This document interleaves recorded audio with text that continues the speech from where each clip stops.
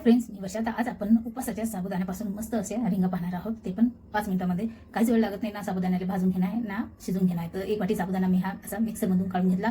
आता गॅसवरती कढई ठेवली, त्यामध्ये 2 वाटी पाणी घातलं. पाण्याला छान उकळाले की यामध्ये मीठ टाकूया. तुम्ही साधं मीठ खात नसाल तर तुम्ही उपासाचं मीठ घेऊ शकता. आता थोडा थोडा टाकून त्याने साबुदाणा आपल्याला हा कंटिन्यू असा फिरून घ्यायचा आहे. तसं डायरेक्ट नाही देऊ टाकून, नाहीतर त्याच्या गुठल्या जमून जातात. हातानं थोडा थोडा टाकून आणि कंटिन्यू असं हलवत राहू. गॅस एकदम कम करून घ्यायची आहे. कंटिन्यू असं फिरत राहायचं आणि ते जे गुठल्या जमतात त्याच्या ते अशा कंटिन्यू फोडत राहायच्या.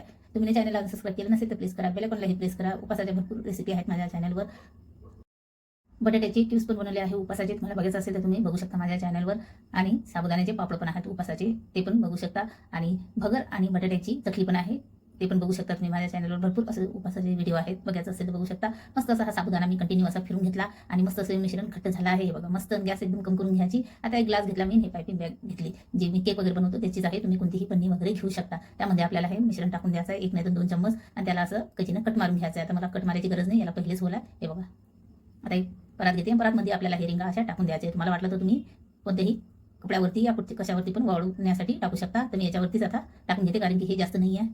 आणि असेच पूर्ण दोन्ही प्लेटमध्ये मी हे टाकून घेते. तुम्हाला वाटलं तर मिश्रण थोडंसं थंड होऊ द्यायचं. आता हे मिश्रण एकदम गरमच आहे, मी गरमच टाकत आहे. तर थोडेसे असे चटके लागत आहे.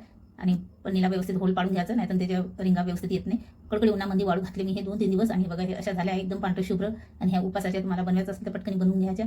तर हे तेल गरम करायला ठेवलं. आता यामध्ये 2 नाही तर 3 टाकते. व्यवस्थित होऊ द्यायचे, ते छान असे फुगून जातात. गॅस कम करून घ्यायची आणि पलटून घ्यायच्या. दोन्हीकडून साईडनं झाले की जे जॉईंट आहे तो तुटून जातो, पण काही हरकत नाही. पण व्यवस्थित होऊ द्यायच्या, नाही तर ते खायला कचर लागतात.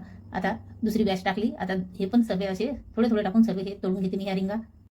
1 वाटी साबुदाण्याला 2 वाटी पाणी घेतलं, तर पाणी थोडंसं जास्त घ्यायचं आणि साबुदाणा बारीक मिक्सरमधून फिरून घ्यायचा. आणि कडकडी उन्हामध्ये 2-3 दिवस वाढल्यानंतर असे हे तळून घ्यायचे. आणि व्यवस्थित तळायचे, छान तळले गेले पाहिजे, कच्चे नाही राहिले पाहिजे आतमधून. ह्या रिंगा झाल्या आहेत. तर व्हिडिओ आवडला असेल तर लाईक शेअर बाय.